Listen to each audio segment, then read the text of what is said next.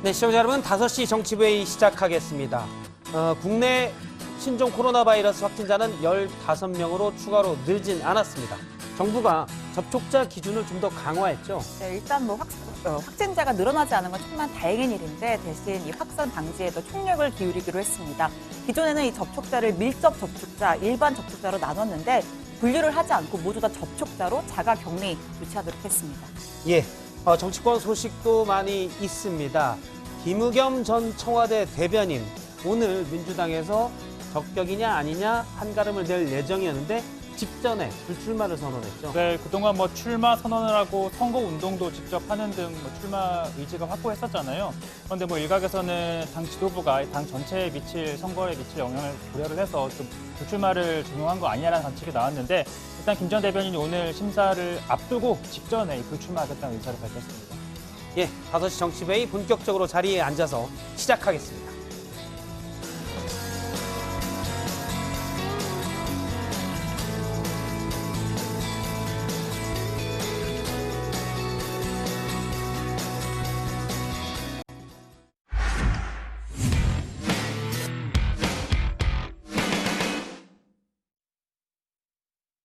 예, 국내 신종 코로나 확진자 수는 어제와 같은 15명입니다. 정부는 확산 방지에 총력을 기울이고 있는데요. 앞으로는 확진자가 증상을 보인 시기에 접촉한 사람은 물론이고 또 접촉 정도에 관계없이 모두 자가 격리됩니다. 중국 후베이성 체류자에 대한 입국 제한 조치도 오늘 내일 0시죠. 오늘 자정부터 시행됩니다. 신반장 발제해서 관련 소식 자세히 짚어보겠습니다. 네, 먼저 오늘 속보부터 살펴보겠습니다. 질병관리본부에 따르면 국내 확진자 수는 15, 오늘은 늘지 않았습니다. 현재까지 총 414명이 음성 판정을 받았고요. 61명이 격리된 채 검사 결과를 기다리고 있습니다.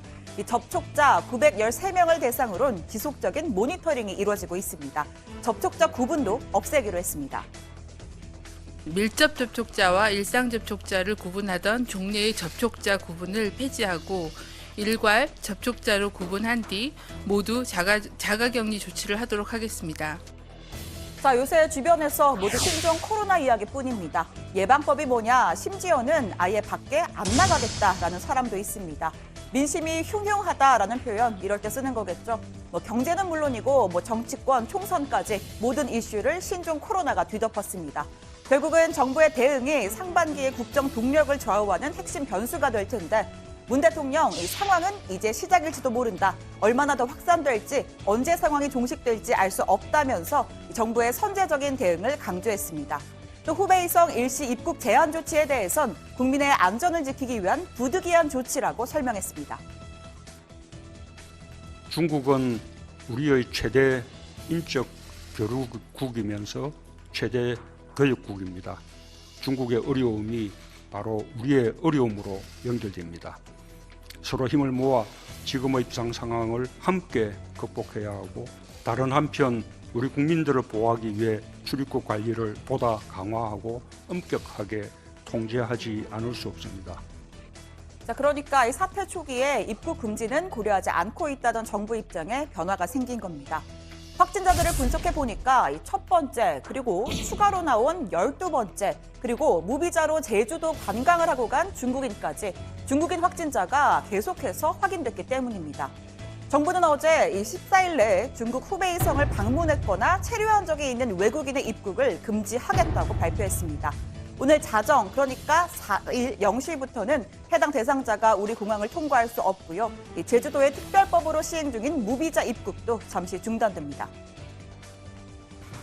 특히 후베이성 외국인에 대한 입국 금지나 특별 입국 절차 마련, 제주도 무사정 입국 제도 일시 중단은 긴급하면서도 중요한 조치 사항입니다.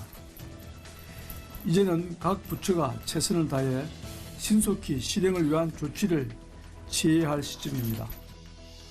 하지만 시민들의 불안 여전합니다. 우한은 최초 발병지이지만 이미 12일 전에 봉쇄됐죠. 따라서 우한에서 한국으로 곧장 올 가능성은 거의 제로에 가깝고요. 이 중에서 약 500만 명은 이미 우한을 탈출해서 다른 중국 내 대도시로 이동했습니다. 우한의 당서기는 초기 대처에 실패해서 부끄럽고 자책하고 있다라고 말했죠. 우한 등 이 후베이성 출신이 다른 도시의 공항을 통해서 입국하는 것도 막을 수가 없습니다. 입국자가 자진 신고하지 않으면 확인하기 어렵기 때문입니다.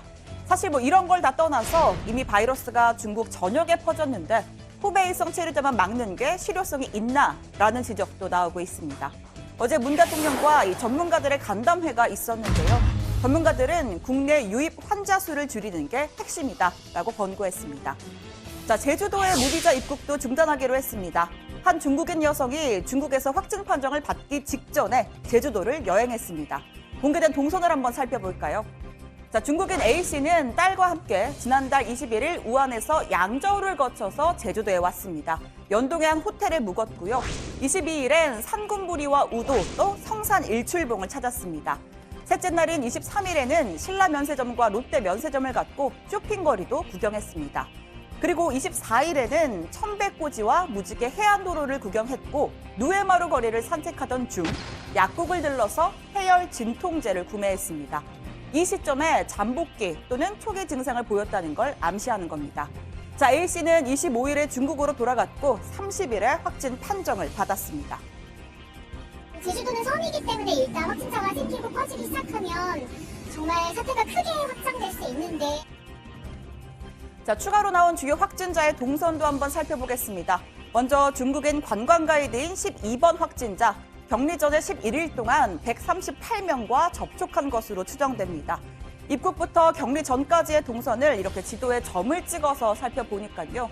부천과 인천, 서울, 강릉, 군포와 수원, 성남, 서울, 경기, 강원도까지 걸쳐져 있습니다.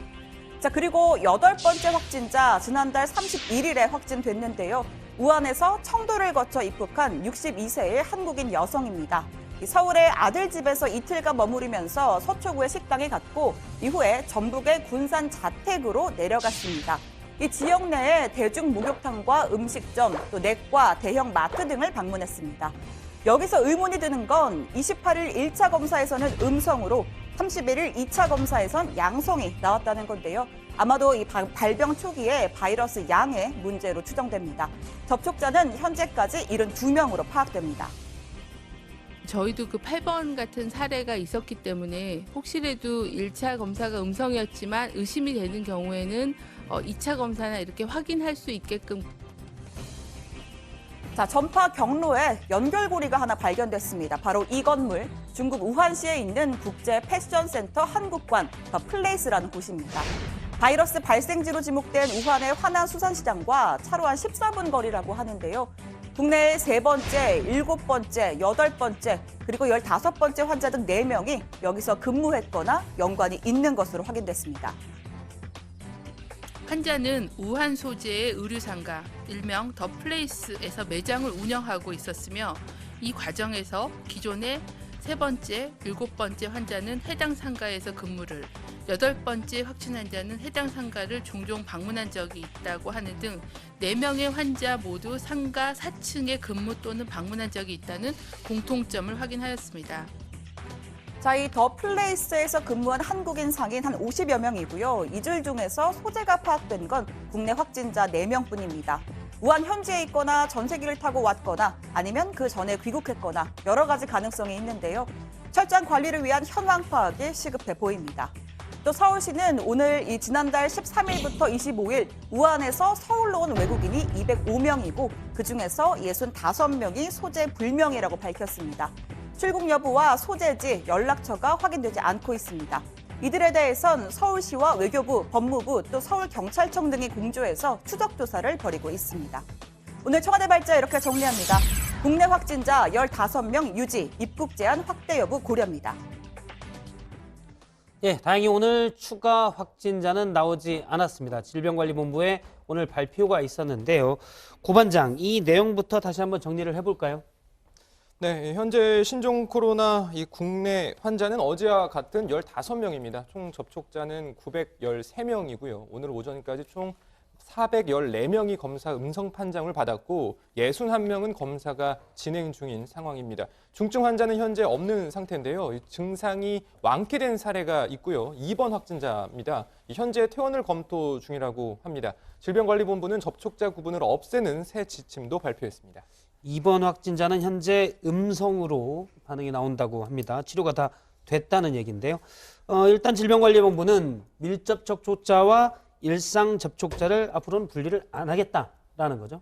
네, 그렇습니다. 확진 환자가 증상을 보이는 시기에 2m 이내 접촉이 이루어진 사람, 또 확진 환자가 폐쇄 공간에서 마스크를 쓰지 않고 기침을 했을 때 같은 공간에 있었던 사람은 모두 접촉자로 분류를 해서 이 자가 격리 대상입니다. 자가 격리자에 대해서는 지자체 공무원을 1:1 담당자로 지정해서 관리 또 지원할 예정입니다.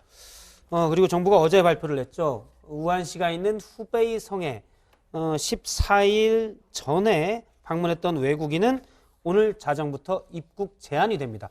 구체적으로는 입국 제한을 어떻게 하나요? 네, 이 발권, 또 입국, 그리고 입국 이후까지 총 3단계에 걸쳐서 실시를 하는데요. 출발지 항공권 발권 단계에서 14일 이내에 후베이성을 방문한지 여부를 질문을 합니다. 그리고 입국 단계에서 이 검역수가 받는 건강상태 질문서를 통해서 입국을 차단할 수가 있고, 만약에 입국 후에도 이 건강상태 질문서 내용 등 이 외국인의 진술 내용이 허위인 것으로 확인이 된다면 강제 퇴거 및 입국 금지 조치를 밟을 수가 있습니다. 그리고 또 중국 전용 입국장도 별도로 만들 예정입니다. 예, 원래는 입국 제한까지 정부는 좀 신중한 입장이었는데 중국 내 확산 속도가 빠르고 국민 불안이 커지다 보니까 이제 후베이성에 한해서는 현재 입국 제한이 이제 오늘 자정부터 이루어지는데 이 지역을 일부에서는 계속 그 야당도 그렇고 주장들이 있습니다.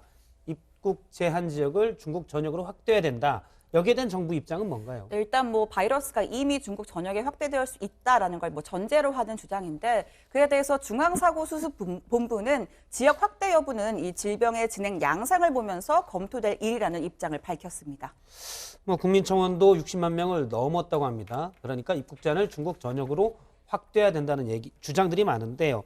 오늘 문재인 대통령이 여기에 대해서 한마디 입장을 내지 않았습니까? 네, 문 대통령은 중국이 우리의 최대 인적 교류국이면서 최대 교역국이라고 강조를 했습니다. 이웃 국가로서 할 수 있는 지원과 협력을 아끼지 말아야 한다, 이렇게 말을 했는데요. 다만 경제보다는 국민 안전을 우선해 두는 자세로 임해야 한다면서 우리 국민들을 보호하기 위해 출입국 관리를 보다 엄격하게 통제하지 않을 수 없다, 이렇게 강조했습니다. 예, 일단 후베이성 입국 제한에 대한 언급으로 보이고요. 국민의 안전을 지키기 위한 조치다라는 게 문 대통령의 얘기죠. 예. 네, 문재인 대통령 발언 직접 한번 들어보시죠. 네. 후베이성 체류 또는 방문 외국인에 대한 일시 입국 제한과 제주 무사정 입국 잠정 중단 등은 국민의 안전을 지키기 위한 부득이한 조치입니다. 네, 그리고 문재인 대통령은 국민들의 불안 요소에 적극적으로 대응을 해야 한다면서 어린이집, 또 유치원, 학교 등 특히 아이들이 이용하는 시설과 다중이용 시설에 대한 방역 강화에 더 각별한 주의를 기울여 달라고 당부했습니다. 자, 아직 우리나라에서는 사례가 없지만 이 WHO를 비롯해 이제는 우리 정부도 이 무증상 감염 가능성에 대해 인정을 한 바 있는데요. 자, 이에 대한 언급도 있었습니다. 해외에서 무증상자가 확진자로 판명되는 사례와 무증상자의 전파 가능성에 대한 우려도 있습니다.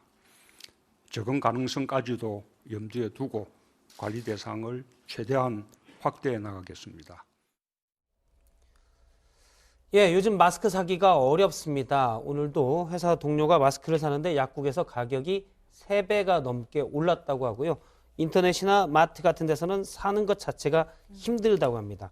그러니까 사재기, 매점 매석이 있다, 이런 주장들도 나오는데 정부가 대대적인 단속을 시작했다고요. 네, 그렇습니다. 온라인 모니터링 결과를 바탕으로 해서 폭리를 취하는 제조업체나 도매상 등을 집중적으로 점검을 하고 있습니다. 지난 주말 저도 사러 갔더니 개수 제한 같은 걸 하더라고요. 자, 지난 주말에 JTBC 취재진이 마스크 공장에 직접 찾아가 봤습니다. 아예 출입문을 굳게 닫아놨다고 하는데 왜 그런가 하니 중국인 브로커들 그리고 국내 일부 업자들이 아예 가방에 현금을 들고 와서 수백만 개를 팔아라, 현장에서 현금을 주겠다, 이렇게 요구하기 때문이라고도 했는데요. 잠깐 통화 내용을 한번 들어보겠습니다. 해외 어느 쪽으로 나가신 거죠? 많이 좋죠. 기존 거래처에서 한 400원에서 500원 사이 나가고 있거든요. 비싸요? 한 1,000원 정도면 어떻습니까? 우선은 저희가 기존 거래처도 있어가지고요. 자, 실제로 이 취재를 하는 내내에도 마스크를 찾는 전화가 계속 걸려올 정도라고 하고요. 앞으로 정부는 적발된 업자에 대해서 2년 이하의 징역이나 5천만 원 이하의 벌금으로 강화된 처벌을 하겠다고 밝혔습니다. 예, 현재 국내에서 추가 확진자는 나오고 있지 않지만 중국 내 확진자 숫자가 빠르게 늘고 있고요. 불안감은 국내에서도 커지고 있습니다. 그래서 전문가 한 분을 또 모셔서 얘기를 좀 나눠보도록 하겠습니다. 고려대 안산병원의 감염내과의 최원석 교수님이 스튜디오에 나오셨습니다. 안녕하세요. 네, 안녕하세요. 예, 먼저 오늘 추가 확진자 수는 없지만 현재 15명입니다. 정부가 이제 유증상자나 모니터링하고 있는 사람들의 숫자도 꽤 있고요. 국내에서 전염 속도는 어느 정도라고 봐야 되나요? 네. 사실 우리나라의 전염 속도보다는 그 원천이 되었던 중국의 전염 속도가 가장 중요할 텐데요.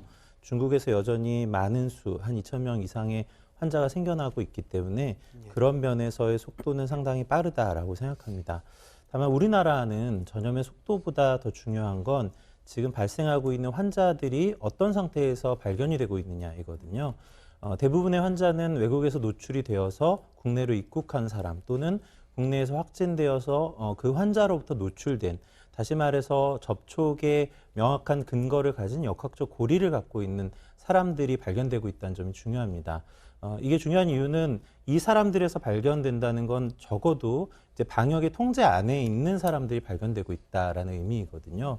저희가 걱정하는 건 이 역학적 고리를 확인할 수 없는 사람에서 지역사회에 감염자가 발생했을 때 이때를 가장 우려하고 있습니다. 예. 네, 그렇게 되면은 역학관계를 만약에 알 수 없는, 그러니까 소위 뭐 저희가 3차 감염, 4차 감염 그런 단계까지 나아가게 될 경우에 내가 누구를 접촉했는지 모르고, 그러면 내가 만약에 뭐 감기가 좀 있는 것 같다거나 열이 좀 난다거나 하면 그냥 감기인가 보다 하고 뭐 검사를 받지 않을 수도 있고 좀 헷갈릴 수가 있잖아요. 어떻게 구분을 할 수가 있게 되는 건지. 네, 사실 그 부분이 굉장히 어려운 점이죠.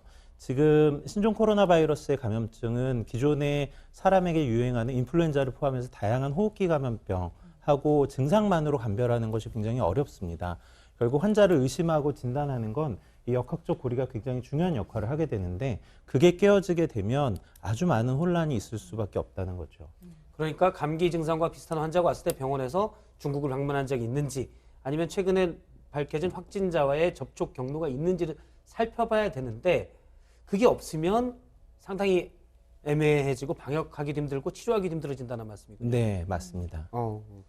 근데 지금 현재 정부가 900여 명 정도를 모니터링 중이다라고 오늘 발표를 했는데, 이 유증상자를 관리하고 또 확진 판정을 하고 하는데 역학조사관이 많은 역할을 하고 있잖아요. 근데 지금 이 역학조사관의 숫자가 너무 턱없이 부족하다, 이런 이야기가 지금 나오고 있는데 어떤 상황인가요? 네, 역학조사관이 한 130여 명 있는 것으로 알고 있는데요. 사실 이전에 메르스의 사태하고 비교해 보면 그래도 많이 늘어난 것이긴 합니다. 다만 이 역학조사관이 지금과 같은 비상 상황이 아니라면 사실은 이렇게 많은 숫자가 필요하지는 않았겠죠. 근데 이런 굉장히 드문 이런 상태가 벌어졌을 때는 이 분들의 숫자만으로는 운영하기 굉장히 어려운 상황이 됩니다. 역학조사관 분들이 그냥 확진 환자만에 집중하고 있는 것이 아니고요. 실제로 의심되고 있는 환자가 선별진료소를 내원했을 때 그 사례 판정을 하는 것이라든가 유증상자의 관리, 그리고 뭐 지금 잘 알려진 것처럼 이 확진 환자들이 어느 동선으로 움직이고 어떤 사람들에게 전파되었는지를 확인하고 모니터링하는 작업을 하고 있는데, 그 일이 점점 아주 커지고 있기 때문에 어려움을 겪는 거죠.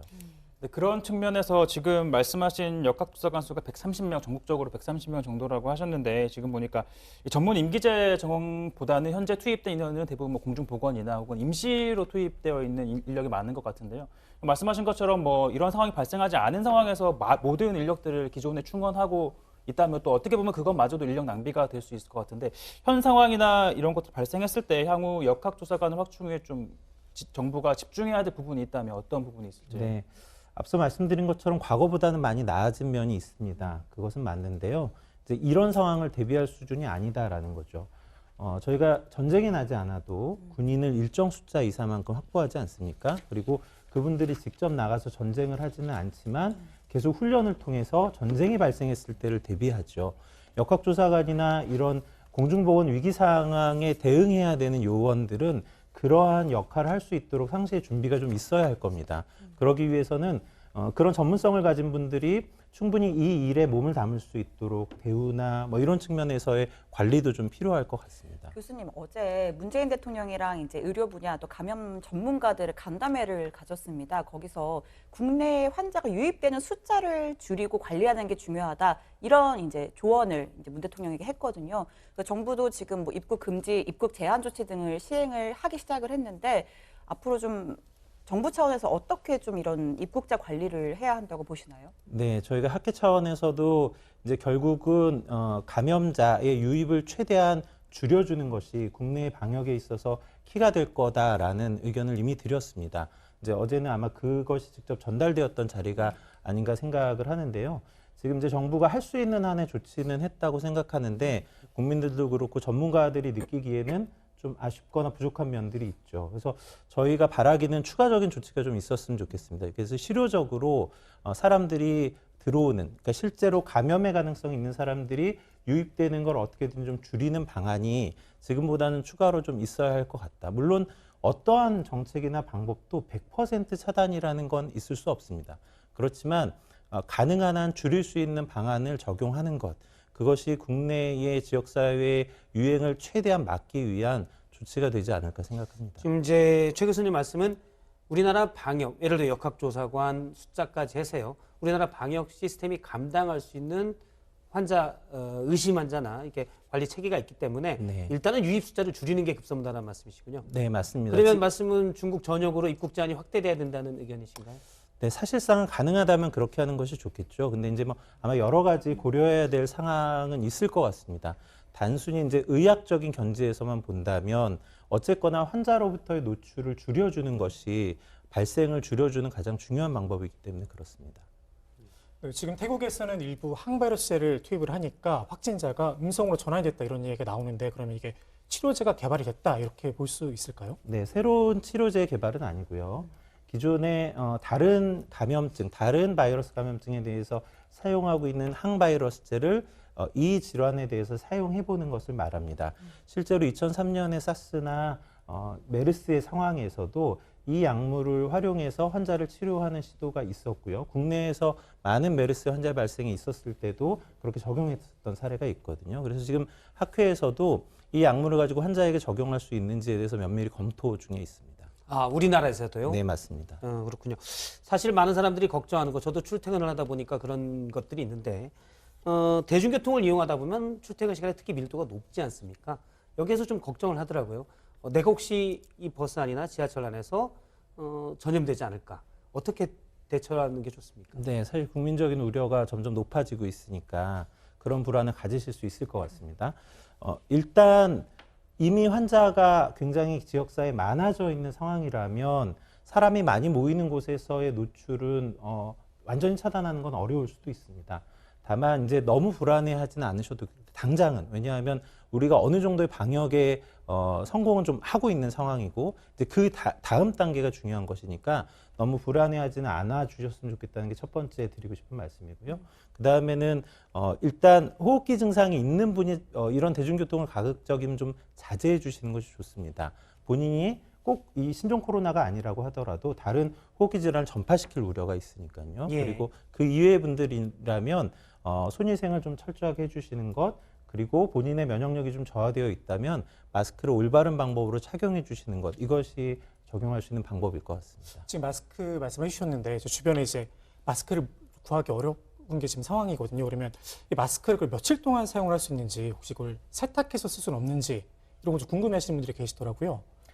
네, 마스크는 기본적으로는 의학적으로는요 재활용을 하지는 않습니다. 일회용으로 된 마스크를 사용하고 있고 사용이 끝나면 바로 폐기하도록 되어 있죠. 일상생활에서 장기간 사용했을 때 얼마나 오랫동안 사용할 수 있을까, 사실 그건 잘 모릅니다. 왜냐하면 이런 방역의 역할을 할 때에는 그런 가정을 갖고 하지는 않기 때문에 그렇죠. 다만 저희가 권고하기는 일단 마스크의 착용을 종료하는 시기라면 버릴 수 있다면 버리는 게 좋습니다. 그리고 다시 새 마스크를 사용하는 게 좋고요. 근데 마스크를 이제 지금 사기가 어려운 상황이니까 뭐 일반 면 마스크나 이런 부분에 대한 생각하시는데 만약에 그런 걸 이용하신다면 불가피하게 이 마스크가 젖어 있지 않은 상태여야 합니다. 호흡을 통해서 침이나 이런 거에 젖어 있게 되면 안에서 균이 증식하게 되고 오히려 그것이 나의 건강을 해칠 우려가 있거든요. 그리고 마스크의 바깥면은 만지지 않도록 하셔야 되고 벗고 난 다음 반드시 이 마스크를 세탁해서 잘 건조시키고 가급적이면 소독이 될 수 있도록 해주시는 게 현실적으로 적용할 수 있는 방법일 것 같습니다. 마스크를 구할 수 없다면 세탁하고 깨끗이 건조해서 다시 써도 괜찮다. 네, 뭐 완전한 방법이라고 할 수는 없겠지만 이왕이면 새 마스크 쓰는 게 적용할 맞지만요. 수 있는 방법이 될 것 같습니다. 알겠습니다. 여기까지 말씀을 듣도록 하겠습니다. 고려대 안산병원의 최원석 교수님이었습니다. 고맙습니다. 네, 고맙습니다. 예, 지금까지 청와대 발제 들었고요. 청와대 발제 정리합니다. 국내 확진자 15명, 자정부터 입국 제한 시행. 다음은 도덕신반장의 발제 들어보겠습니다. 네, 신종 코로나 바이러스가 처음 시작된 중국 상황이 심각합니다. 제가 지난주 금요일 다정의 이 시간에 확진자가 10,000명에 육박했다라고 전해드렸는데요. 주말 사이 확진자가 크게 늘었습니다. 오늘까지 확진자 벌써 17,205명입니다. 사망자도 361명이나 됩니다. 문제는 이미 봉쇄된 우한시가 위치한 이 후베이성 바깥 지역에서의 확진 보고도 계속 늘고 있다는 겁니다. 자, 중국 지역별 상황 잠깐 보시죠.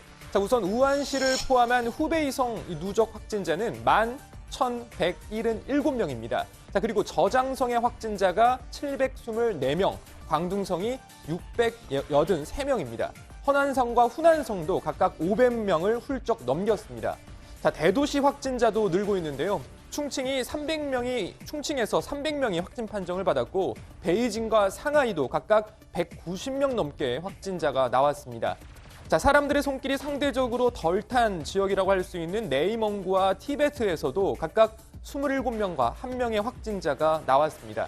자, 사실상 중국 전역으로 신종 코로나 바이러스가 퍼진 상황인 겁니다.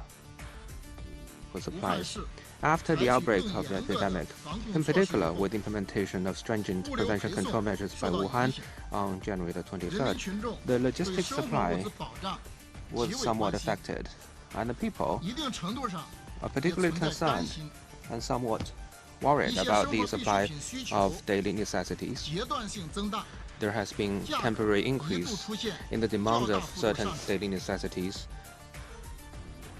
자, 방금 들으신 것처럼 중국 내 확산 속도가 빨라지면서 내부 혼란도 더해지고 있습니다. 중국 정부는 전 국민 대상 외출 자제령을 내린 상황인데요. 중국 후베이성 내 일부 지역과 인근 저장성의 원저우시 등은 아예 외출 금지령까지 내렸습니다. 지역 내의 모든 가구는 이틀에 한 번씩 딱 한 명만 외출을 해서 생필품 등을 구매해 올 수 있습니다. 그 외의 외출은 일절 허용되지 않습니다. 자, 이를 어기고 외출할 경우에 체포돼서 처벌을 받게 된다고 합니다.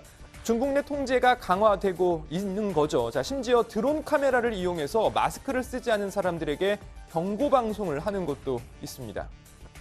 老奶奶，别看了，这是咱们村的无人机啊！你不戴口罩就不要出去，不要乱跑，记得赶紧回家，回家洗洗手，对吧？注意一下卫生。 네, 또 중국 정부의 브리핑에서는 기자들이 모두 마스크를 쓰고 질문을 하는 모습도 볼 수 있었습니다. 谢谢主持人，南方都市报记者提问。我的问题是，跟口罩跟米面油相关物资有关的。我们发现，就是在物资紧缺的情况下，疫情发生以来，有些生产经营者仍然在借机哄抬价格，甚至偷工减料。 jacking up prices and taking advantage of the epidemic and spreading rumors about the shortage of supplies, which has further worsened the problem of imbalance between supply and demand. So, 자, 그리고 중국 우한에서는 병상 1000여 개 규모의 전용 병원이 공사 시작 열흘 만에 완공이 됐습니다. 오늘부터 진료에 들어갔는데요. 신설 병원에는 중국 인민해방군 소속 의료진들이 투입됐다고 합니다. 医护人员中有不少人曾参加小汤山医院抗击非典任务，以及援助塞拉利昂、利比里亚抗击埃博拉疫情任务，具有丰富的传染病救治经验。编设床位1000张，开设重症监护病区、重症病区、普通病区，设置感染控制、检验、特诊、放射诊断等辅助科室。 자, 열흘 만에 대형 병원을 만드는 건 정말 중국이니까 가능한 일인지도 모르겠습니다. 안타까운 건 좀 더 일찍, 그러니까 이 코로나 바이러스가 퍼지기 전에 확산 방지에 이런 노력을 기울였다면 더 좋았을 텐데 말이죠. 자, 중국 소식은 들어가서 좀 더 전해드리고요. 세계 각국 상황도 좀 알아보겠습니다. 중국만큼은 아니지만 세계 각국도 신종 코로나 바이러스가 확진 계속 늘고 있습니다. 자, 오늘까지 환자 집계 상황 먼저 보시죠. 먼저 일본이 20명으로 중국 본토 바깥에선 확진 환자 가장 많습니다. 그리고 태국이 19명, 싱가포르가 18명입니다. 그리고 홍콩에선 14명이, 또 호주도 12명이 신종 코로나로 확진됐습니다. 미국에선 11명이, 또 대만과 독일에서도 각각 10명씩 환자가 나왔습니다. 자, 그런데 주말 사이에 안타까운 일도 있었죠. 자, 2명의 환자가 치료를 받고 있던 필리핀에서 환자 1명이 숨진 겁니다. 중국 본토 바깥에서의 첫 사망 사례입니다. In his last few days, the patient was stable and showed signs of improvement. However, the condition of the patient deteriorated within the last 24 hours, resulting in his demise. 자, 숨진 환자는 중국 우한 출신 중국인인데요. 홍콩을 거쳐 필리핀에 도착했다가 확진 판정을 받고 격리 치료를 받고 있었습니다. 자, 상황이 점점 심각해지면서 중국 출입국 금지 정책을 내놓는 나라도 하나둘 늘고 있습니다. 당장 미국은 14일 이내에 중국을 다녀온 외국인은 미국 땅을 밟을 수 없도록 했습니다. 중국인뿐만 아니라 중국을 다녀온 모든 외국인이 해당됩니다. No foreign nationals, non-U.S. citizens who have had contact with mainland China in the past 14 days will be permitted by the federal government to enter the United States. U.S. citizens who have been to Hubei province, which is the center of the virus outbreak, in the last 14 days will be subject to mandatory quarantine. 자, 미국뿐만 아닙니다. 호주와 뉴질랜드도 마찬가지입니다. Deny entry to Australia for people who have left or transited through mainland China from the 1st of February. Well, our first responsibility is Australians and Australia's national interest, and that means the health of Australians and their well-being, and that is what is driving our decisions. For anyone, though, who has visited mainland China in the last 14 days, they will not be able to come in and remain within New Zealand's borders. Restrictions will be placed at the border. 자, 이 밖에도 싱가포르 등도 이 중국 본토로부터의 입국을 전면 금지하기로 했습니다. 중국인에 대한 비자 발급을 사실상 중단하는 나라도 나오기 시작했습니다. 확진자가 2명 보고된 러시아와 아직 확진 환자가 없는 그리스 등입니다. 일본은 우리나라와 비슷하게 중국 후베이성 방문자만 입국 금지 조치를 하고 있습니다. 자, 그리고 지난주에도 말씀드렸지만 각국 정부의 조치와 관계없이 항공사들이 먼저 중국 운항을 중단하는 경우도 늘고 있습니다. 에어프랑스, 브리티시 항공, 루프트한자, 터키 항공 등 유럽 주요 항공사 대부분이 중국 전 노선 운항을 중단했는데요. 그 외 항공사들도 속속 중국 노선 중단 또는 대폭 축소에 동참하고 있습니다. 러시아는 정부가 나서서 베이징, 상하이 등 일부 노선을 제외한 중국 노선 대부분을 중단시켰습니다. Аэрофлота, который будет летать в 4 китайских города регулярными рейсами: Пекин, Шанхай, Ганчжоу и Гонконг.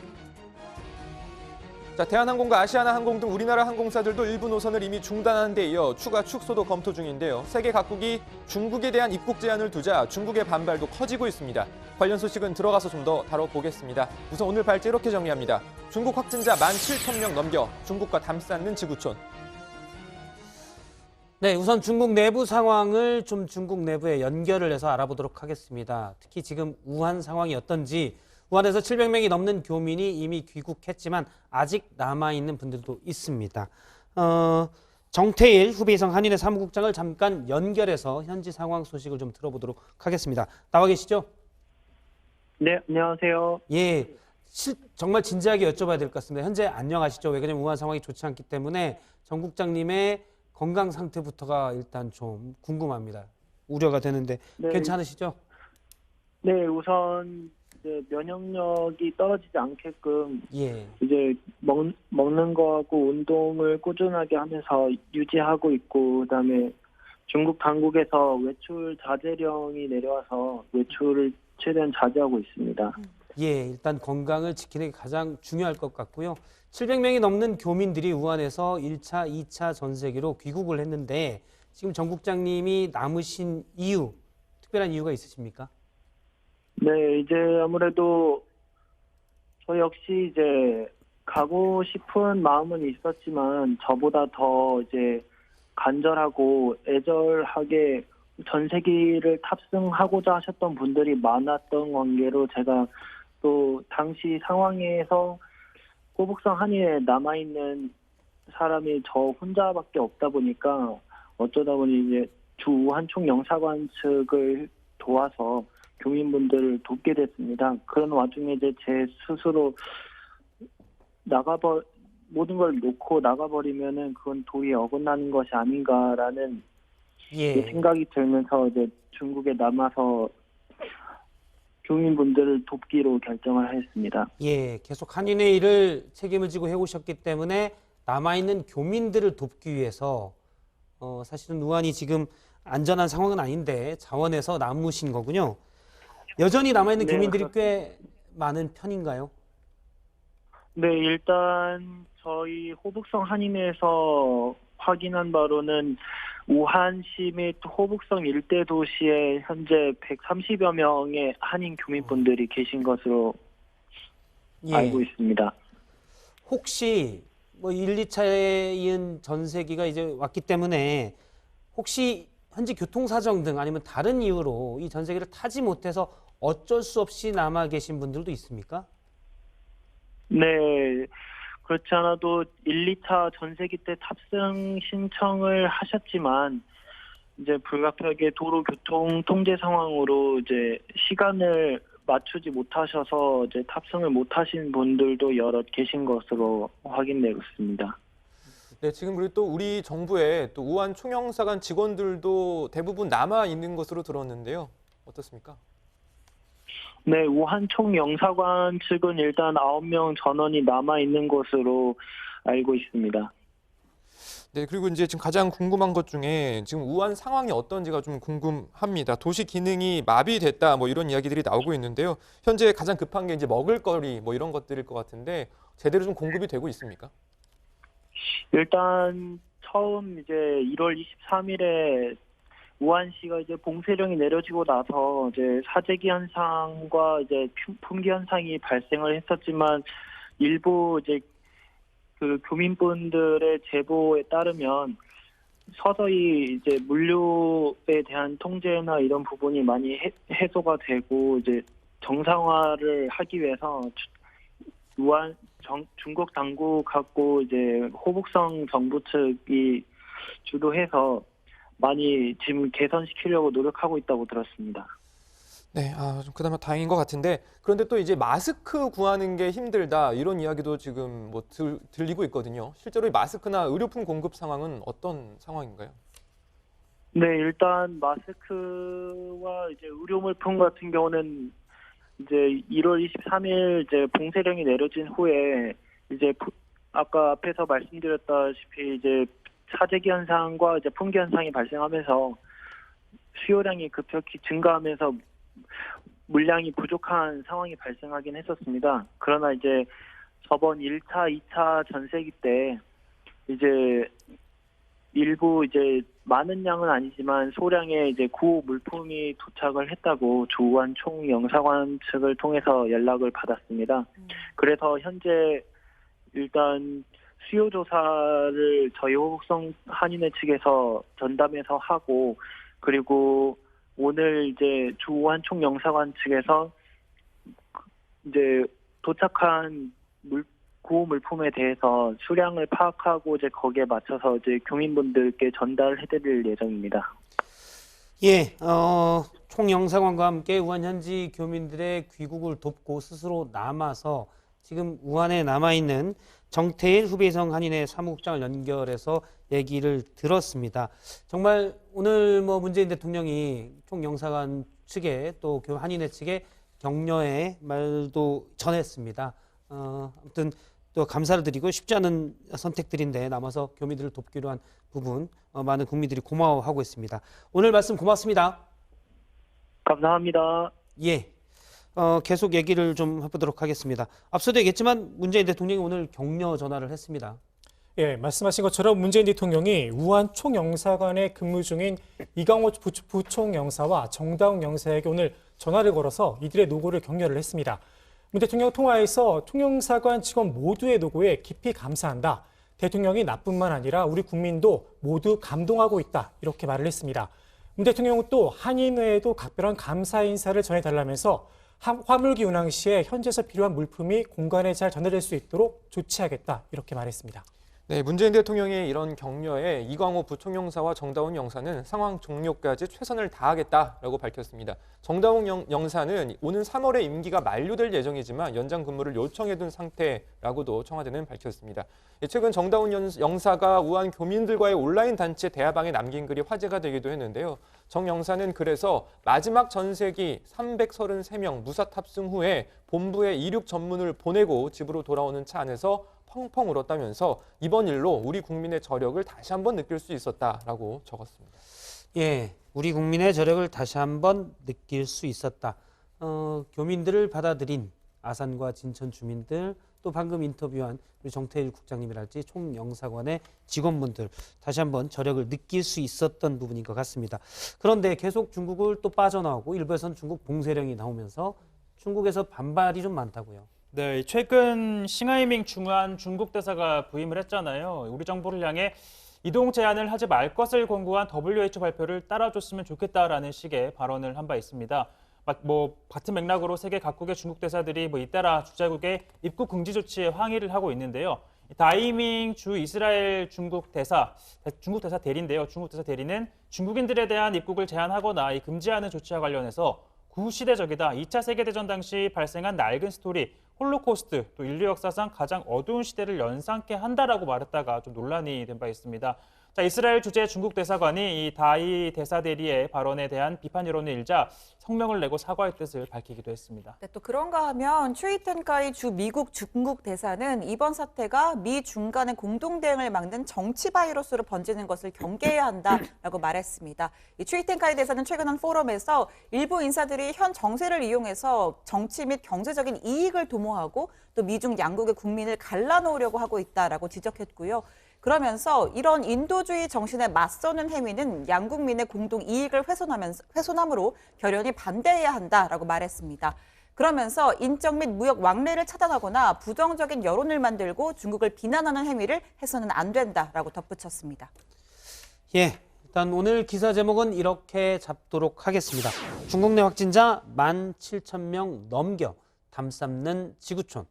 다음은 존신 반장의 발제입니다.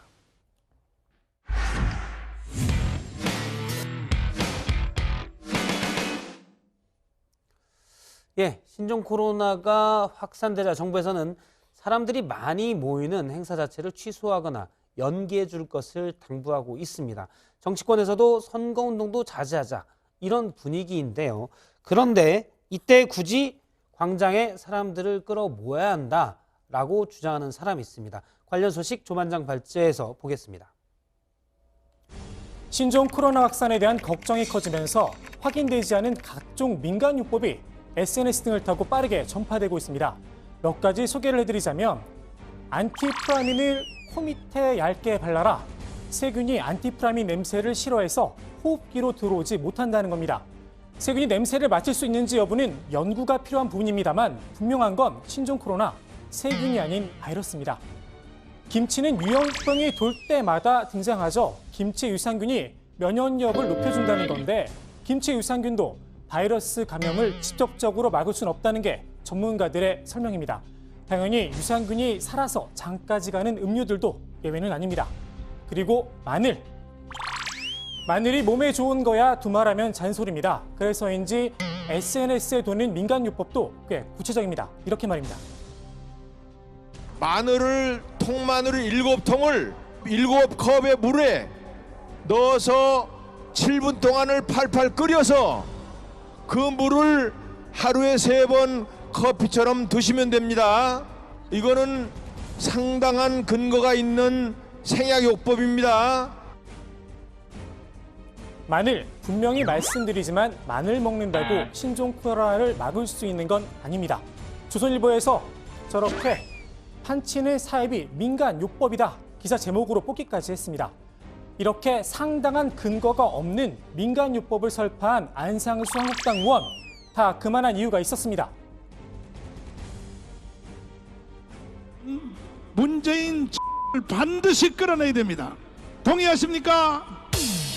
그래서 이제 다음 주부터 계속 배로 해야 되니까 1차 목표는 오늘 이 자리에 오신 여러분들이 한꺼번에 숙제 많이 드리면 부담되니까 다음 토요일 날은 꼭 한 분이 한 명씩을 꼭 인도하여 이 자리에 오시기로 약속하시면 두 손 들고 만세!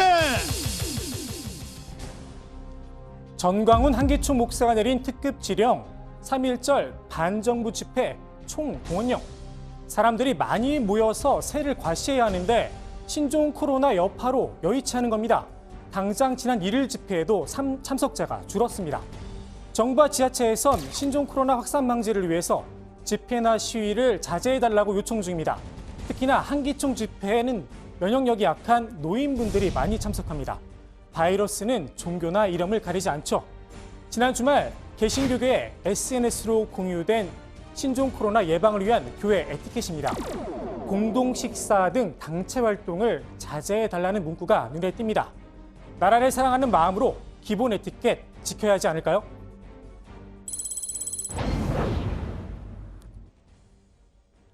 달리기 하면 떠오르는 인물들, 한이, 이봉주, 그리고 김영삼 전 대통령입니다. 평생 새벽 5시에 일어나 건강 달리기를 하던 조깅 애호가였죠. 칼국수를 즐겨 먹고 닭의 목을 비틀어도 새벽을 온다는 명언을 남겼지만 사람들의 머릿속엔 조깅이 더 강한 기억으로 남았던 듯합니다. 김 전 대통령은 조깅을 외교에도 활용했습니다. 1993년 빌 클린턴 전 미국 대통령이 한국을 방문했을 때 함께 조깅을 해 큰 화제가 됐습니다. 그 당시 클린턴 대통령은 아시다시피 장신이지 않습니까? 키가 크고 우리 대통령께서는 클린턴 대통령보다는 늦게 뛰지 않겠다. 당시 김 전 대통령은 클린턴 전 대통령에게 지지 않으려고 전력 질주를 했다고 하는데요. 김 전 대통령을 쫓아가느라 클린턴 전 대통령이 꽤나 고생을 했다고 합니다. 김 전 대통령은 경상도식 영어로도 클린턴 전 대통령을 당황스럽게 한 적이 있다고 하는데요. 클린턴 전 대통령을 오랜만에 만난 자리에서 Who are you?라고 인사를 건넸다고 합니다. 당신은 누구냐? 상당히 생뚱맞은 질문인데요. 당시 김 전 대통령 그 이유를 이렇게 설명했다고 합니다. 경상도에선 반가운 사람을 만나면 이게 누구? 라고 한대. Who are you라는 말 대신 Who am I라는 질문을 던져서 화제가 됐던 인물이 있습니다. 제가 MB의 아바타입니까? 한간에 그런 말도 있죠. 지금 문 후보님 생각을 묻습니다. 제가 MB의 아바타입니까? 안철수 전 국민의당 대표, 안 전 대표도 김 전 대통령만큼이나 달리기를 좋아합니다. 짧은 조깅보다는 42.19km 마라톤을 즐기는데요. 1년여간 해외에 나가 있을 때도 마라톤에 출전해 여러 차례 완주를 하기도 했습니다. 안철수, 내가 달리기로 배운 것들이란 책도 출간했었는데요. 안 전 대표가 4번째 창당선을 하기 전날 지인들과 26km 한강변을 달렸다고 합니다. 아마 많은 생각이 머리를 스쳐 지나갔을 텐데요. 마라톤은 기록보다는 완주의 의미를 두는 스포츠입니다. 철수 정치라는 말이 나올 정도로 중도에 포기가 많았던 안 전 대표, 이번에는 끝까지 완주할 수 있을까요?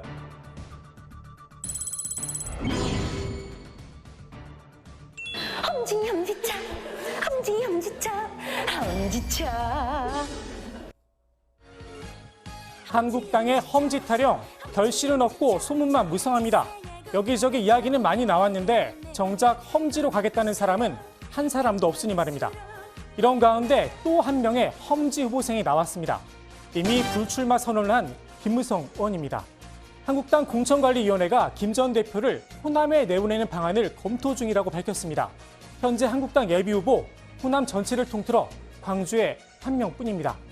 당내에선 험지가 아니라 사지라는 말까지 나옵니다. 호남 상황이 어려운 건 알겠는데 왜 하필 김 의원이냐 궁금하실 분들 계실 겁니다. 한국당 공관위는 작고한 김 의원의 부친이 광주에 있는 전남방직의 창업주라는 점을 고려했다고 설명했습니다. 김연의 부친인 김용주 전 전남방직 회장. 일제시대 행적 때문에 논란을 빚은 인물입니다. 결전은 하늘이다. 보내자 비행기를. 1944년 7월 국내에서 발간된 일본 아사히 신문의 광고입니다. 군용기 헌납의 필요성을 강조하는 내용인데 왼쪽 하단에 김용주 전 회장의 이름이 적혀 있습니다. 호남 차출설에 대해 김 의원 측은 총선 불출마 입장을 밝혀왔다며 추가 입장은 없다고 말했습니다. 당과 호남 출마에 대해 논의한 적도 없었던 것으로 알려졌습니다. 한국당 호남 표심 얻으려는 노력 자체는 평가할만 합니다. 다만 특정 인물을 찍어서 내려보내기 전에 5.18과 관련된 입장부터 명확하게 밝히는 게 먼저가 아닐까 싶은 생각이 듭니다. 오늘 제가 준비한 소식은 여기까지입니다. 오늘 국회 발제 이렇게 정리합니다. 마늘 먹으면 된다. 정광훈 장애인 집회 강행. 예, 먼저 안철수 전 대표 얘기를 좀 해보도록 하겠습니다. 마라톤을 뛴 다음 날이죠. 어제 신당 창당 계획을 발표를 했죠. 네, 어제 신당의 비전을 발표했는데요. 크게 3대 지향점을 제시했습니다. 작지만 유능한 작은 정당, 시민과 함께 만드는 공유 정당, 또 깨끗하고 투명한 혁신 정당을 만들겠다라고 선언을 했습니다. 이를 위해서 국고 보조금은 절반으로 줄이고 모바일 플랫폼과 블록체인 시스템을 도입하겠다라고도 밝혔습니다. 일단 정당법부터 바꾸겠다 이렇게 얘기를 했는데 그 당의 비전에 대해서는 실용적 중도 이렇게 얘기를 했는데 좀 더 구체적으로 얘기한 부분이 있나요? 네, 탈이념, 탈진영, 그리고 탈지역을 주요 노선으로 꼽았는데요. 옛날 생각에 사로잡히고 자기 생각을 바꾸지 않는 것, 수구진보, 수구보수와 싸워나가겠다, 이런 주장입니다. 제3의 길을 주장했던 토니 블레어 전 영국 총리, 또 요즘 안 전 대표가 자주 언급하는 인물이죠. 마크롱 프랑스 대통령을 예로 들기도 했습니다. 당의 방향성이 모호하다는 지적을 의식한 듯 강한 발언도 나왔는데요. 직접 한번 들어보시죠. 그런데 이런 걸 가지고 무슨 모호하다든지 이렇게 주장하는 것은 그것이야말로 무식하거나 아니면은 기득권 정치를 보호하려고 하는 그런 궤변에 불과하다는 거 그렇게 말씀드리고 싶습니다. 예, 일부에서는 계속 중도라는 게 모호하다라는 지적들이 일부에서 있었는데 상당히 센 표현이군요. 그런 지적들은 무식하다라고 얘기를 했습니다. 신당 창당 계획에 나왔는데 혹시 당명이 좀 나왔나요? 예전에 제가 얘기할 때 새정치나 미래 이런 표현이 들어갈 거다 이런 얘기를 했었는데 일단 가칭은 안철수 신당으로 결정이 됐습니다. 이름이 아예 들어갔군요. 가칭이니까 정식 명칭은 아닌 거죠. 일단 정식 신당명을 결정하기 전까지 안철수 신당이라는 명칭을 사용하기로 했다 이런 설명인데요.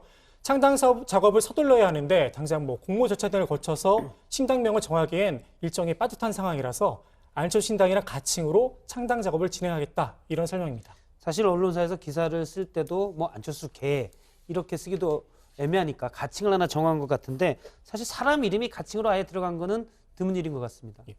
친박 연대처럼 특정 정치인을 지지하는 정당명은 있었지만 아예 정치인의 이름을 내건 정당명, 저도 처음에 선관위 문의 좀 해봤는데요. 특정인의 이름이 들어간 정당은 지금까지 없었다고 합니다. 예, 일단 가칭이고 정식 명칭은 아닐 것으로 저도 들은 바가 있습니다. 최 반장, 이 손학규 바른미래당 대표 얘기 잠깐 해볼게요.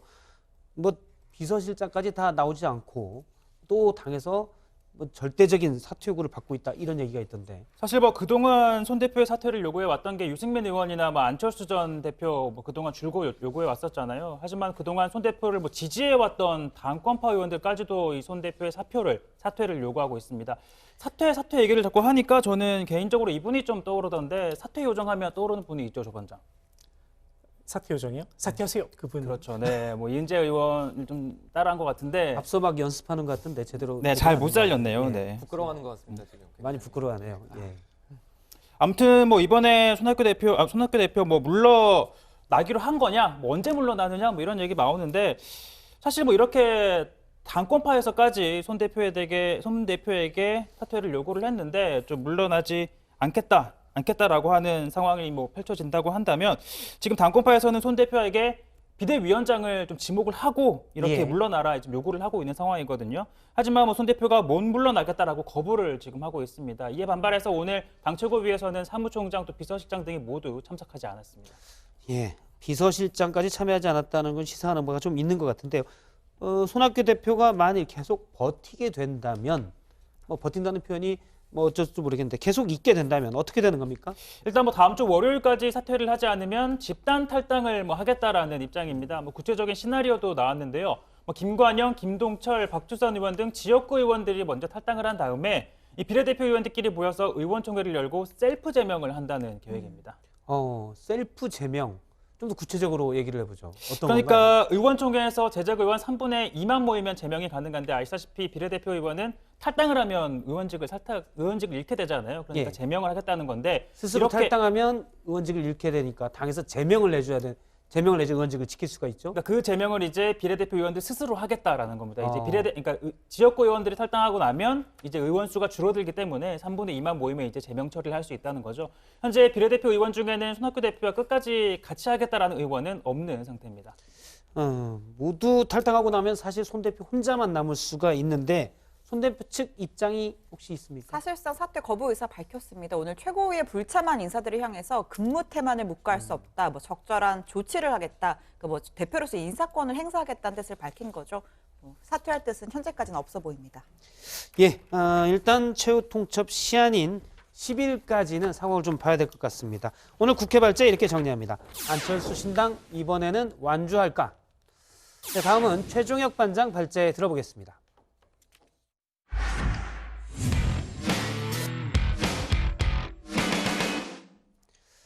예, 부동산 투기 의혹으로 청와대 대변인직을 물러났었죠. 김의겸 전 청와대 대변인이 오늘 총선에 불출마하겠다라고 밝혔습니다. 부동산 매매 차익을 전액 기부하면서 논란을 불식시키려 했지만 총선 전체 판도에 미칠 영향이 있을 것 같다. 지도부 내에서 익명으로 이런 얘기가 좀 나왔었는데 이 때문인지 사전에 불출마 뜻을 밝혔습니다. 오늘 최종혁 반장 발제에서 이 내용 살펴보겠습니다. 자, 오늘 먼저 전해드릴 내용은요. 검은 돌 효과입니다. 아시겠지만 브라질 나비의 날갯짓이 미국 텍사스에 이 토네이도를 발생시킬 수 있다는 나비 효과에서처럼 검은 돌이 불러일으킨 파장인데요. 자, 검은 돌이 두 사람의 운명과 민주당의 총선 분위기에 미친 영향이 적지 않아 보입니다. 자, 검은 돌 뭐냐면요. 바로 흑석입니다. 자, 상가주택 구입으로 투기 논란이 일었던 김의겸 전 대변인 일찌감치 선거운동에 뛰어들었지만 민주당은 예비후보 자격심사를 3번이나 보류했습니다. 전체 판세에 미칠 부정적인 영향을 우려해 스스로 포기하라라는 신호란 해석이 나왔지만 의지를 굽히지 않았죠. 자, 이해찬 대표에게는 이 예비후보로 뛸 수만 있게 해달라라고 호소를 하기도 했습니다. 또 부동산 시세 차익은 기부를 했고 당 검증의 조사 결과 난 80만 원을 더 기부했다라고 강조하기도 했습니다. 그리고 오늘 4번째 심사를 앞두고 있었는데요. 결국 출마를 포기했습니다. 문재인 정부의 성공을 위해 일해보고 싶었습니다. 쓰임새를 인정받고자 제 나름 할 수 있는 일을 다 해봤습니다. 때로는 몸부림도 쳐봤습니다. 하지만 이제는 멈춰설 시간이 된 듯합니다. 반면 그가 흑석동 논란으로 대변인직을 내려놓게 되면서 그 뒤를 이어받은 고민정 전 대변인, 여권으로부터 여러 출마 요청을 받았다라고 하죠. 그리고 이렇게 축하를 받으며 또 입당까지 했습니다. 출마 지역도 여러 곳이 거론이 됩니다. 저를 믿고 아껴주신 분들의 심장과 또 저의 심장이 가리키는 곳으로 함께 나아가 보려 합니다. 자, 그리고 민주당에서는 또 하나의 블랙 역시 구설에 올랐는데요. 13호 인재로 영입한 이수진 전 판사입니다. 민주당은 양승태 대법원의 적폐를 폭로해 블랙리스트에 오른 사법농단 최대 피해자 중 한 명이라 소개했고 스스로도 이렇게 말합니다. 이수진이라는 이름 앞에 무리야기 판사라는 이름이 붙었습니다. 법관으로 양심을 지키고 진실을 말했다는 이유였습니다. 사무분담과 인사평정에서 불이익을 받는 블랙리스트 판사가 됐습니다. 법원 내 불이한 압력을 물리쳤다는 이유 때문입니다. 자, 그런데 검찰이 확보한 문건, 즉 무리야기 법관 리스트에는 이수진이란 이름은 없다고 합니다. 자, 이 전 판사, 검찰 수사에서 피해자 진술을 했다. 블랙리스트에 넣고 안 넣고는 상관이 없다며 이 검찰의 재량인 공소장에 없다고 해서 피해자가 아닌 건 아니다라고 주장했습니다. 자, 이에 대해 한국당 이렇게 말하는데요. 비상식적인 궤변으로 거짓말을 덮으려는 모양새다. 자, 이름만 판사였을 뿐 법보 깊은 정치인이라는 말이 어울릴 정도라고 꼬집었습니다. 자, 다음은 한국당 얘기인데요. 한국당의 블랙카드입니다. 미국의 경우에는 아메땡, 국내에서는 현땡카드에서 나오는 카드인데 VVIP만을 대상으로 엄격한 심사를 거쳐 발급하는 카드죠. 자, 일정 수준 이상의 자산은 물론이고 사회적 지위와 명예를 또 가져야 그 사용자가 될 수 있는데 이 고가의 연회비 또 사용 조건만큼 다양한 고급 혜택이 주어집니다. 바로 한국당이 정치 1번지 종로에 내보낼 블랙카드인데요. 민주당에서는 이낙연 전 총리의 출마가 기정사실인 만큼 그 맞대결 상대가 누구냐일 겁니다. 21대 총선 빅매치가 예상되는 곳으로 이 대결의 승자, 단숨에 유력한 대권주자라는 일종의 블랙카드 혜택을 얻게 되겠죠. 그러다 보니 한국당에선 줄곧 황교안 대표가 1순위로 거론돼 왔는데 이 전 총리의 종로 이사 소식에 황 대표 이렇게 말합니다. 이낙연 총리가 좀 종로에서 환영식을 좀 진행을 했는데요. 대표님 생각이 좀 궁금합니다.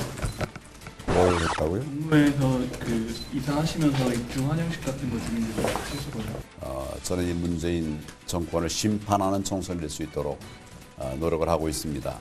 어디에 나갈 것인가, 어떤 형태로 나갈 것인가 등도 같은 차원에서 검토를 하도록 그렇게 하겠습니다.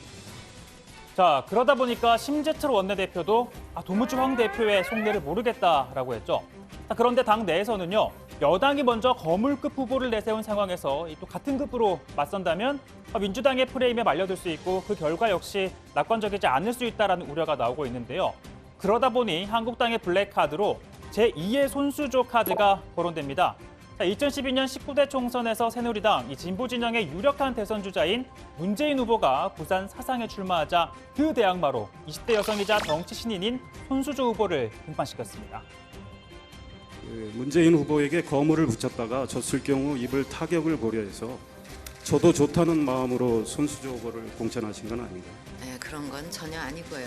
너무 상상력이 많으신 것 같아요. 손수조 후보가 이길 수 있다고 생각하십니까? 다 그렇게 기대를 하고 공천을 하는 거죠. 자, 물론 결과는 문재인 후보의 승리였죠. 다만 당시 손수조 후보 40%가 넘는 득표율을 얻었고 두 후보 간 이 격차도 12%포인트로 나름 선방했다라는 평가도 나왔습니다. 그러니까 이번에도 유사한 카드를 꺼내들 수 있다라는 관측이 나옵니다.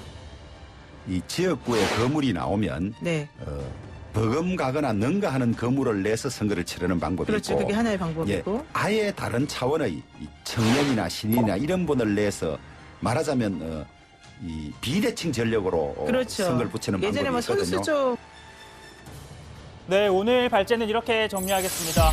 자, 이제는 멈춰설 시간 김의겸 총선 불출마입니다. 계속 얘기를 좀 할 텐데요. 오늘 김의겸 전 대변인이 불출마를 선언했습니다.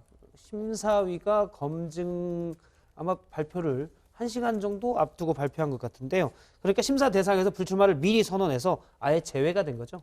네, 민주당 검증위는 김 전 대변인에 대해서 불출마 선언으로 심사 대상에서 제외했다고 밝혔는데요. 다만 부동산 투기 등 그동안 불거진 의혹에 대해서는 충분히 소명이 된다라고 판단했습니다. 검증위의 설명 직접 들어보시죠. 부동산 투기라거나 특혜 대출은 없었다라고 하는 점을 확인했고 또 매각 차익에 대해서도 성실하게 납부해야 될 세금, 재비용 등을 제하고 본인의 이익이 없이 기부했음을 확인할 수 있었습니다. 그렇지만 최종 심사를 앞두고 신청자가 불출마 선언을 함에 따라서 심사를 진행할 필요가 없어졌습니다. 예, 지금 진성준 위원장 말을 들어보면 투기도 없었고 특혜 대출도 없었다. 그리고 기부도 제대로 됐다라고 얘기했는데 그러면 김진 전 대변인이 불출마를 미리 얘기하지 않았으면 적격 판정을 받았을 수도 있다. 뭐 이런 얘기인가요? 또 그거는 장담할 수 없다라는 게 진성준 간사의 설명입니다. 법률을 기준으로 하는 게 중심이지만 정무적 성격을 전혀 배제할 수 없기 때문에 위원들이 토론에서 결정할 사안이기 때문에 결과는 예단하기 어렵다라고 밝혔습니다. 예, 사실 이미 불출마를 선언했으니까 진성준 위원장이 말을 좀 좋게 해준다. 이런 해석도 있을 수 있을 것 같습니다. 송병기 전 울산시 부시장 예비 후보 적격 심사가 있었던 걸로 아는데 결론이 났습니까? 네, 검증인은 이 송병기 전 부시장에 대해서는 출마 동기와 배경, 수사 상황 등에 대해서 검토를 했지만 적격 여부를 결정하지 못했다고 했고요. 이 당 공천관리위원회에서 정밀 심사를 요청하기로 했습니다. 정봉주 전 의원은 어떻게 됐나요? 네, 지금 정 전 의원의 경우에는 이 예비 후보 자격 검증 신청을 하지 않았기 때문에 애초에 심사 대상이 아니었습니다. 진성준 간사는 공관위 검증 소위에서 검증을 진행할 것이라면서 검증의 신청을 하지 않은 것에 상응하는 불이익을 가하도록 요청한 바가 있다고 밝혔습니다. 일각에서는 민주당이 이 미투 문제에 대해서는 무관용 원칙에 따라서 엄격하게 관리한다는 방침을 세운 만큼 공천심사에서 배제할 가능성이 크다는 관측이 나옵니다. 예, 다른 얘기를 좀 보도록 하죠. 종로 맞대결 성사 여부가 가장 큰 관심이었죠. 이낙연 전 총리와 황교안 한국당 대표 오늘 한 행사에서 만났다고 그래요. 네, 오늘 이 서울의 소공동 롯데호텔에서 이 한 신문사의 창간 기념식 행사가 있었는데요. 두 사람이 악수를 주고받는 모습이 지금 이제 그림은 아직 나오지 않고 있는데 두 사람이 악수를 주고받는 모습이 카메라에 포착이 되기도 했습니다. 예. 앞서 이 전 총리가 이 두 사람의 맞대결에 대해서 신사적인 경쟁을 펼쳤으면 하는 기대를 가지고 있다라고 했고요. 다만 황 대표는 종로는 물론이고 비례대표 지역구 어느 걸 출마할지에 대해서 확답을 내놓지 않고 있는 상황입니다. 지금 한국당 내부에서 나오는 얘기로 보면 서울 용산에 황교안 대표 출마하는 걸 넣고 여론조사를 돌렸다라는 얘기도 있고요. 양천에 넣었다 이런 얘기도 있습니다. 종로가 아닌 다른 지역구 출마 얘기가 많이 나오는 것 같아요. 네, 그렇습니다. 이 황 대표 본인은 출마와 관련해서 자신은 문재인 정권과 싸우기 위해서 당에 들어왔고 이번 총선도 문재인 정권을 심판하는 총선이 되도록 노력할 것이라면서 어디로 나갈 것인지 어떤 형태로 나갈 것인가도 같은 차원에서 검토하겠다라고 말했습니다. 그러니까 종로에 출마할 경우에 이 전 총리와의 대선 전초전에 초점이 맞춰질 수 있는 만큼 정권 심판론이 희석될 수 있다는 당내 일각의 의견을 염두에 둔 거 아니냐 이런 해석도 나오고 있습니다. 예, 물론 당내 다른 예를 들어서 홍준표 전 대표 등은 종로로 계속 나와야 된다 이런 얘기도 나오는 것으로 알고 있습니다. 다른 얘기를 해볼게요. 지난주에도 잠깐 얘기를 했는데 윤석열 검찰총장이 지난주에 세계일보 여론조사에서 대선 주자 2위를 하지 않았습니까? 근데 윤 총장 측에서 여론조사에 나를 넣지 말아달라 이렇게 요청을 했다고요. 네, 지난주 조일진 반장의 소개를 드렸는데 세계일보가 실시를 했던 이 차기 대통령 적합도 조사에서 윤 총장이 2위에 올랐습니다. 오차범위 내이긴 하지만 황교안 대표보다 앞서다 보니까 좀 이런저런 해석이 나왔었는데요. 관련해서 윤석열 총장이 관련 보고를 받고 자신을 차기 재권 주자로 포함한 언론사와 여론조사 기구의 후보에서 제외해달라고 요청을 했습니다. 정치적 중립이 요구되는 검찰총장이 정치인들과 함께 여론조사 대상으로 이름을 올리는 건 부적절하다라는 게 윤 총장의 입장입니다. 예, 객관식은 가능하지만 지난주에 말했듯이 갤럽의 경우는 아예 주관식으로 묻다 보니까 그대로 계속 대상으로 나올 수가 있다고요? 네, 윤 총장은 지난달 중순 실시된 갤럽의 지도자 선호도 조사에서 1% 응답률을 보였었는데요. 보시는 것처럼 갤럽 같은 경우에는 갤럽의 질문이 있는데요. 자, 다음 전 대통령 다음 가운데 대통령감으로 누가 좋다고 생각합니까라는 주관식으로 질문을 합니다. 그러다 보니까 갤럽 보고서에 따르면 약 30명이 거론이 됐고요. 1% 이상 응답률을 기록한 9명까지만 이름을 공개하고 있습니다. 왜 1%가 따로 기준이 있습니까? 네, 그게 궁금해서 갤럽에 물어봤더니요. 갤럽도 특별한 기준이 있는 건 아니라고 합니다. 단지 1% 정도는 되어야지 의미가 있을 것으로 판단이 되지 않을까라고 설명을 했고요. 이 갤럽 보고서를 보니까 여론조사 응답자가 정확히 1000명이었는데 1%라는 건 10명 내외로 보면 된다라고 전해주더라고요. 예, 알겠습니다. 오늘 야당 발제 정리를 하겠습니다. 부동산 논란 김의겸 결국 총선 불출마.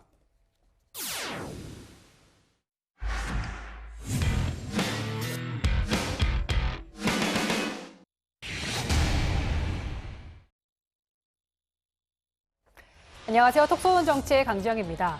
지금까지 국내 신종 코로나 바이러스 확진자가 모두 15명입니다. 확진 환자들의 구체적인 이동 동선도 추가로 공개되고 있는데요. 혹시 자신도 모르는 사이에 감염이 된 건 아닌지 시민들의 불안감도 커지고 있습니다. 특히 동선이 복잡한 환자도 많습니다. 3번과 5번 확진자는 물론이고 최근에 확진 판정을 받은 12번째 환자의 경우 열흘 이상 무방비로 노출돼서 서울과 부천, 강원도, 전국 곳곳을 다녔습니다. 자, 이렇다 보니까 아침마다 이들의 이동 동선을 알려주는 뉴스를 접하는 것도 어느덧 일상이 돼버렸습니다. 질병관리본부에서 홈페이지와 언론을 통해서 모두 정보를 제공하지만 자신과 관련 있는 동선만 파악한 데는 번거로움이 있었는데요. 이런 번거로움을 덜어줄 확진자의 이동 경로를 한눈에 알 수 있는 디지털 지도가 나와서 화제입니다. 질병관리본부의 자료를 바탕으로 대학생들이 자발적으로 만든 것들인데요. 대학생 4명이 함께 모여 만든 코로나 알림이 사이트입니다. 이용자의 위치를 중심으로 코로나 바이러스 감염 확진자 방문 장소를 한눈에 볼 수 있도록 했습니다. 실제로 5번째 확진자의 주요 동선이었던 성신여대로 검색을 해보면요. 이 지역에서만 총 5군데가 확인이 됩니다. 자신이 사는 곳 주변에 확진자가 다녀간 곳이 있는지 또 비슷한 시기에 머무른 적이 있는지 확인하기에 유용합니다. 사용자 입장에서 내 주변의 것이나 내가 가려 하는 어떤 목적지 근처의 정보들이 궁금할 거라는 생각을 해서 그런 거를 좀 더 잘 보여줄 수 있게끔 구성을 했던 것 같습니다. 보건당국에서 직접적으로 발표를 한 내용이나 질병관리본부에 나오는 정확한 데이터를 바탕으로 업로드하는 것을 규칙으로 정해서 그렇게 하고 있습니다. 만약 의심 증상이 있다면 곧바로 연락 가능한 진료소의 위치와 전화번호까지 제공돼 편리한데요. 앞서 지난달 30일엔 대학생 이동훈 씨 역시 확진자 동선 지도를 만들었습니다. 개설 이틀 만에 누적 조회수 390만 회를 돌파했고 방문자 급증으로 한때 서버가 다운되기도 했습니다. 사실과 다른 확진자 방문 장소가 온라인에서 대량 유포되면서 혼란을 키우는 상황에서 이러한 개인 개발자들의 도움은 혼란도 잡고 지역사회의 감염을 줄이는 데 큰 도움이 됩니다. 문제는 공포감이 지나쳐 확진자가 다녀간 장소 자체에 대한 거부감도 생겨나고 있다는 겁니다. 하지만 전문가들은 충분한 방역이 이뤄지기 때문에 막연한 불안감보단 개인 위생을 철저히 해야 한다고 말합니다. 소독을 다 하고 그리고 그쪽에 하루나 이틀 최소한 며칠을 폐쇄를 하기 때문에 그 후에 그곳을 방문하시는 것은 거의 문제가 없습니다. 너무 바이러스가 계속 있지 않을까 하는 그런 막연한 공포심인데 과학적으로 바이러스가 1주, 2주를 살 수 있는 게 아니기 때문에 반드시 손만 깨끗이 씻어주신다면은 대부분의 어떤 바이러스 감염은 예방을 할 수가 있고요. 확진자가 늘어나는 상황에서 정부는 정부대로 또 일반인들도 직접 나서서 정확한 정보를 공유해서 피해를 줄이려는 노력을 계속하고 있습니다. 그리고 오늘 오후엔 2번째 확진 판정 환자가 증상이 완쾌돼 국내 환자 중에선 처음으로 퇴원을 검토 중이라는 반가운 소식도 들려왔습니다. 앞으로 이 위기를 넘기기 위해서 개인은 기본적인 위생 관리를 더욱 철저히 지키고 만약 의심 증상이 보인다면 보건당국에 즉각 신고해서 신종 코로나 바이러스 확산 방지에 다 같이 힘을 보태주시길 바라겠습니다. 네, 저희 준비한 5시 정치회의 오늘 시간은 여기까지입니다. 내일 오후 5시에 다시 찾아뵙겠습니다. 시청해주신 여러분 고맙습니다.